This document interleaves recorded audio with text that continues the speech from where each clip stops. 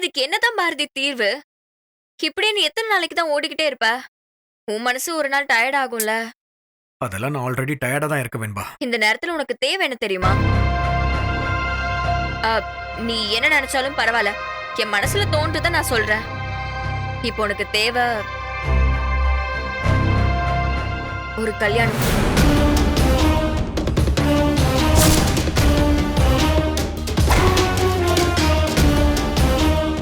ஆமா பாரதி, ஒரு கல்யாணத்தினால உருவான பிரச்சனை இன்னொரு கல்யாணத்தால தான் தீர்க்க முடியும். இதுக்கு வேற மருந்தே கிடையாது. என்ன நீ ரொம்ப ஆழமா காயப்பட்டிருக்க பாரதி.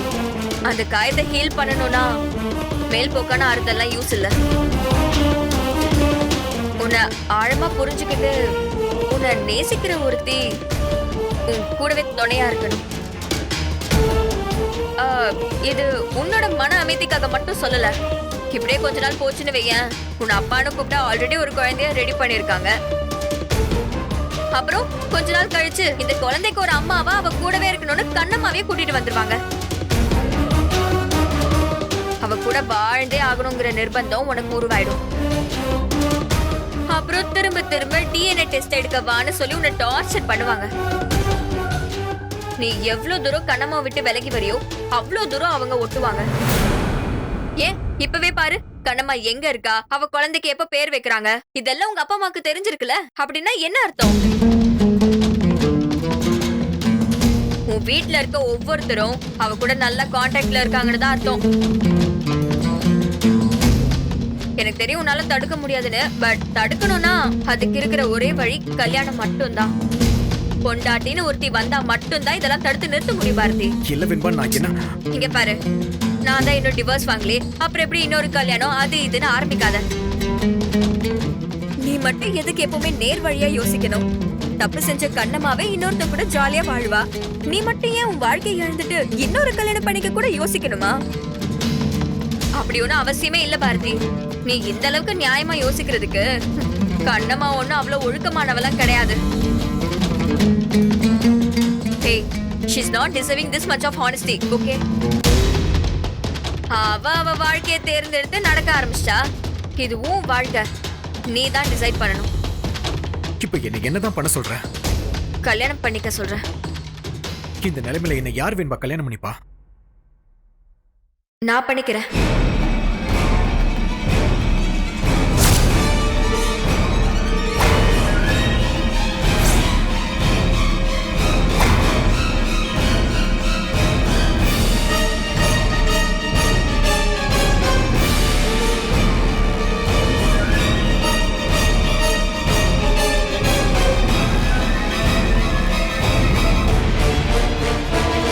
என்ன வேண்பா சொல்ற?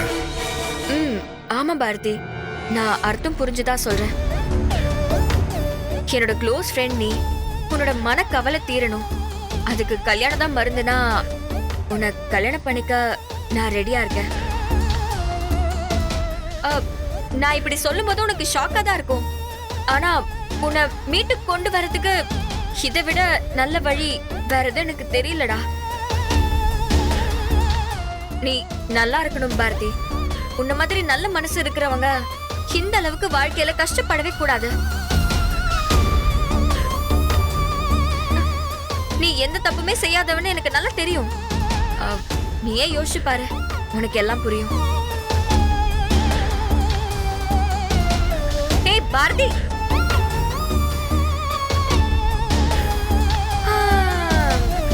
அப்பாடா, ஒரு வழியா நேருக்கு நேரா சரியான சந்தர்ப்பத்துல அவன் கிட்ட இந்த விஷயத்த சொல்லியாச்சு. கண்டிப்பா இது அவன் மனசு போட்டு தொலைக்கும். யோசிப்பான். ஏதோ ஒரு பலவீனமான நேரத்துல என்ன தேடி ஓடி வந்து வா வேண்பா இப்பவே கல்யாணம் பண்ணிக்கலாம்னு என்ன கூப்பிடுவான். எஸ், அந்த நாளுக்காக தான் காத்துட்டு இருக்கா இந்த வெண்பா. I'm waiting.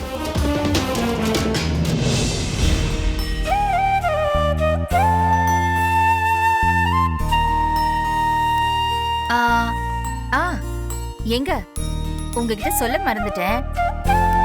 ஹைதராபாத்ல இருந்து கேசவன் பேசினாருங்க. அவரோட பொண்ணுக்கும் பையனுக்கும் ஒரே நாள்ல ஒரே மண்டபத்துல கல்யாணம் வச்சிருக்காராம். நம்ம கேசவன் சாரா? ஆமாங்க. அவர் மட்டும் இல்லன்னா இன்னைக்கு நம்ம பிசினஸ் டெவலப்மெண்ட் இவ்வளவு பெருசா இருந்திருக்காது. நம்ம பிசினஸ் ஆரம்பிக்கிறப்போ அவர் எவ்வளவு ஹெல்ப் பண்ணாருன்னு ஞாபகம் இருக்குல்ல? மறக்கவே முடியாது. நிச்சயமா நம்ம 2 பேரும் இந்த கல்யாணத்துக்கு போறோம். ஓகே? கண்டிப்பா போறோம் தான். ஓ ஆனா எனக்கு என்ன குழப்பம்னா, நாம கல்யாணத்துக்கு போனா குழந்தைய யார் பாத்துக்கிறது? சௌந்தர்யா, என்ன கேள்வி இது? குழந்தைய பாத்துக்க நம்ம வீட்டு ஆளுங்களுக்கு என்ன குறைச்சலா? 3 பொம்பளைங்க இருக்காங்க. அஞ்சலி, அறிவு, நிம்மி. ஆம்பளைங்க 2 பேர் இருக்காங்க, பாரதி, அகில். இதுக்கு மீறி குழந்தைய பாத்துக்கிறதுக்கு இன்னும் எத்தனை பேர் வேணும் சொல்லு? ஆளுங்களுக்கு பஞ்சம் இல்லதான். ஆனா பச்சை குழந்தைய இவங்க எல்லாரும் பத்திரமா பாத்துப்பாங்களான்னு கொஞ்சம் பயமா இருக்கு. அதாங்க மனசு அடிச்சுக்குது. அச்சோ சௌந்தர்யா, இதுக்கு எல்லாத்துக்கும் காரணம் நீ ஹேமா குட்டி மேல வச்சிருக்கிற அளவுக்கு அதிகமான பாசம். உன்னால மட்டும்தான் குழந்தைய பாத்துக்க முடியும்ன்ற நம்பிக்கை உன் மனசுல இருக்கு. மத்த எல்லாரையும் சந்தேகப்படுற, வேற ஒண்ணு இல்ல. நீ எதுக்கும் கவலைப்படாத. இவங்க எல்லாருமே குழந்தைய நல்லபடியா பாத்துப்பாங்க. இருந்தாலும் என் மனசுக்கு கேக்கலங்க. குழந்தை என் கூடவே இருந்தா நல்லா இருக்கும்னு தோணுது. அதுக்காக ஹைதராபாடுக்கு பச்சை குழந்தைய தூக்கிட்டு போக முடியாது. வீட்டுல விட்டுட்டு போகணும்னு நினைச்சாலும் ஒவ்வொருத்தரையும் நினைச்சா எனக்கு யோசனையாவும் இருக்கு. பாரதி நம்ம கிட்ட எவ்வளவுதான் கோபப்பட்டாலும் ஹேமா குட்டி மேல அவன் ரொம்ப பாசமா தான் இருப்பான். அதே மாதிரி தான் அகிலும். ஆனா 2 பேருமே ஆம்பளை பசங்கங்க. பாதி நேரம் வேலை வேலைன்னு வெளியிலயே சுத்திட்டு இருப்பாங்க.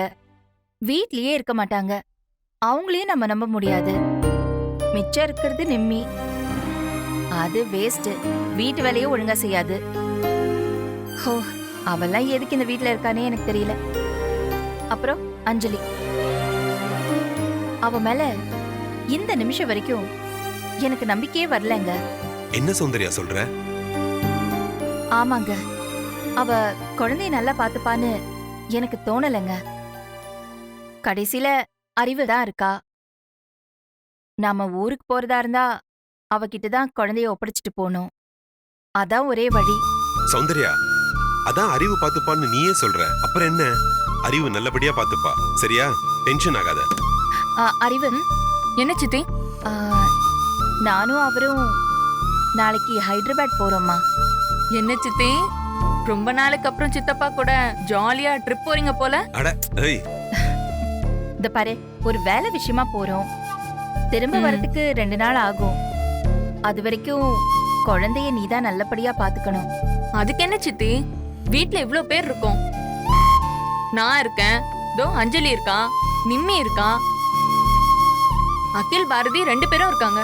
இவ்ளோ பேர் சேர்ந்து ஒரு குழந்தைய பாத்துக்க முடியாதா?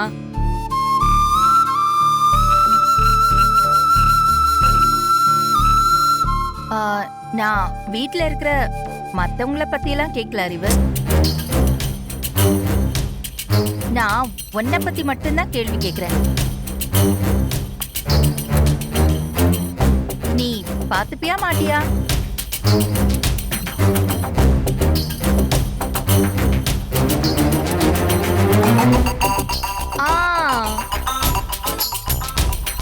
சரி சித்தி, கண்டிப்பா நான் பாத்துக்கிறேன். நீங்க கவலைப்படாம போயிட்டு வாங்க.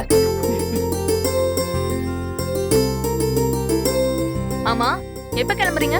நாளைக்கு போறோம்மா. ஓ, நாளைக்கே வா. செம்ம ஜாலி தான் சித்தி.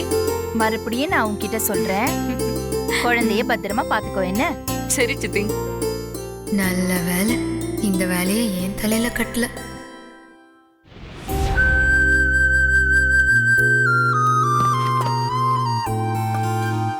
இந்த துளசி, அங்க பணம் வச்சிருக்கேன், எடுத்துக்க. அதெல்லாம் அப்பவே பார்த்து எடுத்தாச்சு. நீங்க தர வேண்டிய கடன் தானே, அதை கொஞ்சம் கொஞ்சமா கொடுத்து அடைக்க பாக்குறீங்க. அதை நான் ஏத்துக்கலன்னா அப்புறம் நீங்க திரும்ப வீட்டை விட்டு கிளம்பிடுவீங்க. எடுத்துட்டேன் கண்ணம்மா. உடனே இதுக்கெல்லாம் டல் ஆகாதீங்க கண்ணம்மா. இனிமே உங்ககிட்ட மறைக்கிறதுக்கு எதுவுமே இல்ல. ஒன்னே ஒண்ணு தவிர, எங்க ஹாஸ்பிட்டல்ல புதுசா வேலைக்கு சேர்ந்த ஒரு பையன் செம்ம அழகா இருக்கான். அவன் போகும்போதும் வரும்போதும் என்னையே பாக்குறான். அநேகமா சீக்கிரம் வந்து என்கிட்ட ப்ரொபோஸ் பண்ணுவான்னு நினைக்கிறேன். All the best. ம். ஆ, சரி கண்ணம்மா, எனக்கு டைம் ஆச்சு, நான் வரேன்.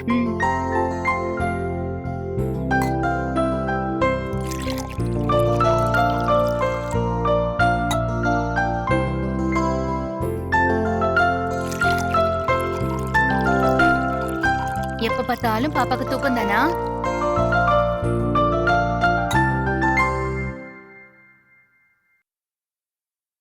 இந்த பாலை குடிங்க, குடிச்சிட்டு 2 பேரும் வேலைக்கு போகணும். ம்? எந்திரிங்க பாப்பா.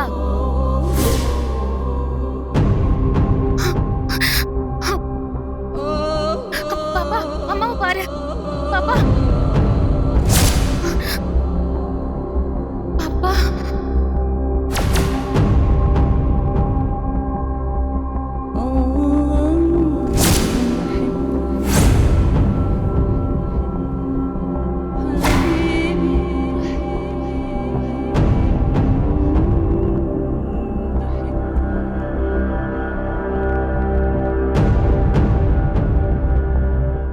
ஐயோ, பாப்பா, துளசி. ஐயோ, துளசி. பாப்பா, பாப்பா.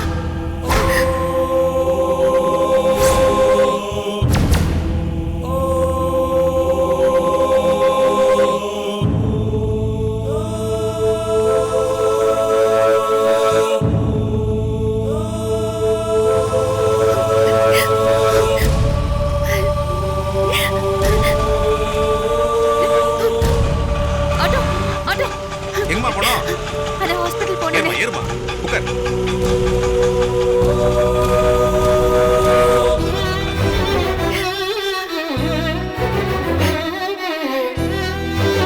ஐயோ, என் குழந்தைக்கு என்னாச்சு டாக்டர்?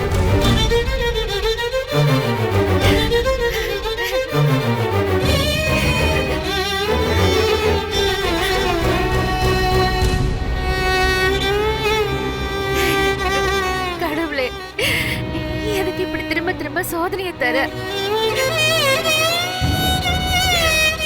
எவ்வளவு நாளா அப்படி இருக்கு இன்னைக்கு காலையில இருந்து தான் டாக்டர். சிஸ்டர்? குழந்தைய வார்டில் ஓகே டாக்டர்.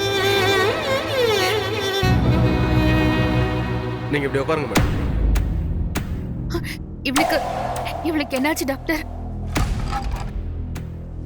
உட்காருங்க.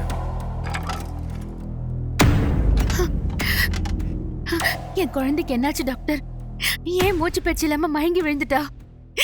என்ன பிரச்சனை டாக்டர்? இங்க பாருங்க, கொஞ்ச நேரம் அழாம இருங்க. நான் கேட்கறதுக்கு பதில் சொல்லுங்க. ஆ, பாப்பா வயித்துல இருக்கும்போது எல்லா டெஸ்ட்டும் முறையா செஞ்சீங்களா?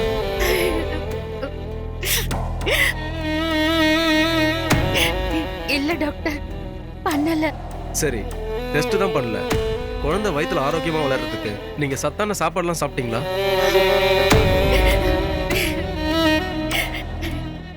இல்ல டாக்டர், எதுவும் பண்ணல. என்கிட்ட காசு அப்படி இல்ல. எதுக்கு டாக்டர் இதெல்லாம் கேக்குறீங்க? என் பிள்ளைக்கு ஏதாவது பிரச்சனையா? நீங்க கஷ்டமான சூழ்நிலையில இருந்தீங்கன்னு புரியுதுமா.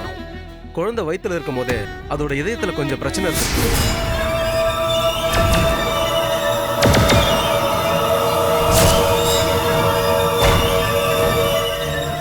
நீங்க முதல்லயே டாக்டர் கன்சல்ட் பண்ணியிருந்தா அப்பயே கண்டுபிடிச்சு சரி பண்ணியிருந்திருக்கலாம். நீங்க கவனிக்காம விட்டதுனால இப்ப குழந்தைக்கு இதயத்துல ஓட்டை இருக்கு.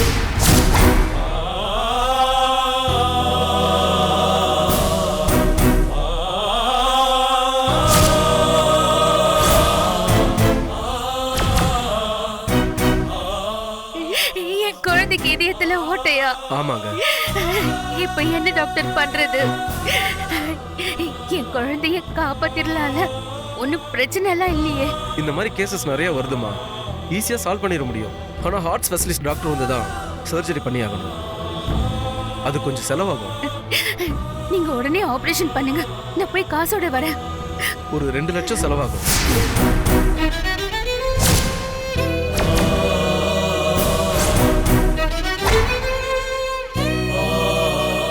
உங்களால முடியுமா? அவ்வளவு பணமா? ஆமாம்மா, அந்த காசே கம்மி தான். வேற எங்கேயாவது போனீங்கன்னா இதை விட அதிகமாகும். எவ்வளவு சீக்கிரம் பணத்தை கட்டுறீங்களோ அவ்வளவு சீக்கிரம் ட்ரீட்மெண்ட் ஆரம்பிக்கும். டாக்டர், என் தலையை அடகு வச்சாவது நான் பணத்தோட வரேன். நீங்க என் குழந்தைக்கு மட்டும் ட்ரீட்மெண்ட் ஆரம்பிச்சிடுங்க. உங்க பதட்டம் எனக்கு புரியுதுமா. ஆனா குழந்தைக்கு இப்போதைக்கு ஆபத்து இல்லை. ஆனா ரொம்ப தள்ளி போடாம இந்த ஆபரேஷனை செஞ்சே ஆகணும். நீங்க போய் பணத்தை ரெடி பண்ணுங்க. பணம் கட்டிட்டா உடனே ஆபரேஷன் ஆரம்பிச்சிடலாம். சரிங்க டாக்டர், நான் உடனே பணத்தோட வரேன். நீங்க என் குழந்தை மட்டும் பாத்துக்கோங்க ப்ளீஸ். சரிம்மா.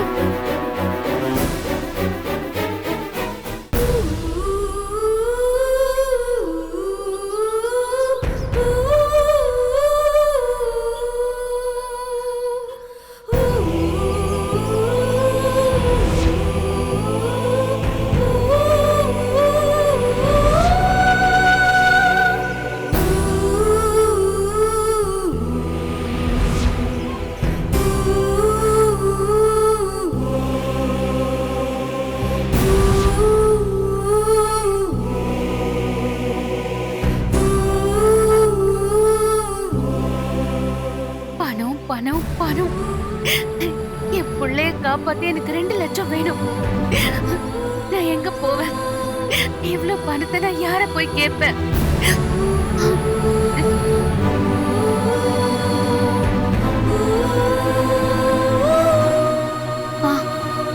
துர்கா, துர்கா அண்ணன் அவர்கிட்ட இருக்கான்னு கேட்டு பார்க்கலாம். கையில இல்லைனாலும் கடன் வாங்கியாச்சும் தருவார்ல.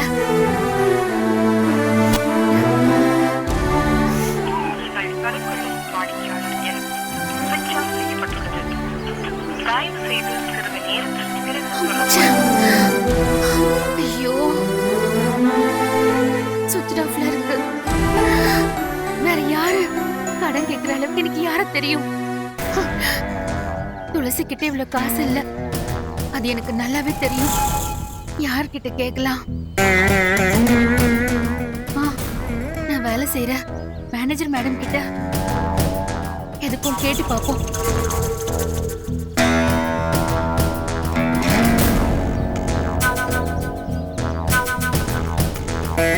ஹலோ மேடம், நான் கண்ணம்மா பேசுறேன். சொல்லுமா. மேடம், என் குழந்தைக்கு உடம்பு சரியில்லைன்னு ஹாஸ்பிட்டல்ல சேர்த்திருக்கேன். ஏதோ இதயத்துல பிரச்சனை, உடனே ஆபரேஷன் பண்ணணும்னு சொல்றாங்க மேடம். 2 லட்சம் செலவாகுமா? அவ்வளவு காசு என்கிட்ட இல்ல மேடம். அத நீங்க கொஞ்சம் கடனா கொடுத்தீங்கன்னா காலம் ஃபுல்லா வேலை செஞ்சு அந்த கடனை நான் அடைச்சிருவேன் மேடம். கண்ணம்மா, உன் நிலைமை எனக்கு புரியுதுடா. ஆனா இவ்ளோ பணம் உனக்கு திடீர்னு கொடுக்கற நிலைமையில இப்ப பிசினஸே இல்லையேமா. ஏதாச்சும் 5000 10,000 கொடுத்து உதவலாம். குழந்தை வயித்துல இருக்கும் போதே அதோட இதயத்துல கொஞ்சம் பிரச்சனை இருந்திருக்கு. நீங்க கவனிக்காம விட்டதுனால இப்ப குழந்தைக்கு இதயத்துல ஓட்டை இருக்கு. ஒரு 2 லட்சம் செலவாகும். உங்களால முடியுமா? உங்க பதட்டம் எனக்கு புரியுதுமா. ஆனா குழந்தைக்கு இப்போதைக்கு ஆபத்து இல்லை. ஆனா ரொம்ப தள்ளி போடாம இந்த ஆபரேஷனை செஞ்சாகணும். நீங்க போய் பணத்தை ரெடி பண்ணுங்க. பணம் கட்டிட்டா உடனே ஆபரேஷன் ஆரம்பிச்சிடலாம். அப்பா, உனக்கு எப்படி இருக்கும்? எப்படி எல்லாம் வழியில தொடுக்கிறியோ? உன்னோட ஹாஸ்பிட்டல் செலவுக்கு கூட பணம் கட்ட முடியாது. பாவி ஆயிட்டேன் இந்த அம்மா, பாவி ஆயிட்டேன்.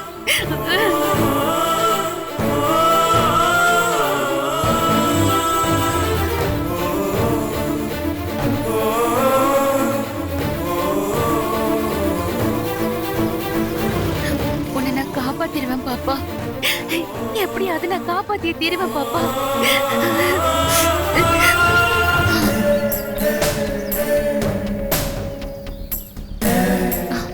வர வழியே இல்ல. அத்தை கிட்ட நேர்ல போய் கேட்க வேண்டியதா.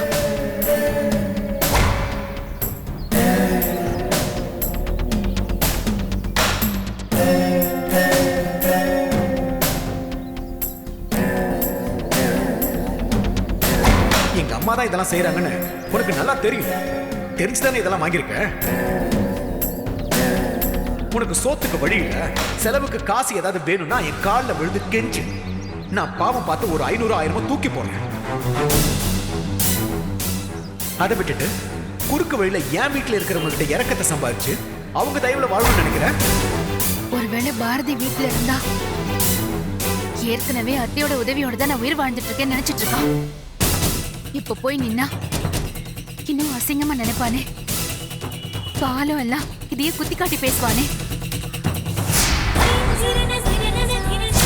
வேணா, வேற எப்படியாவது பணத்தை ஏற்பாடு பண்ணிப்போம்.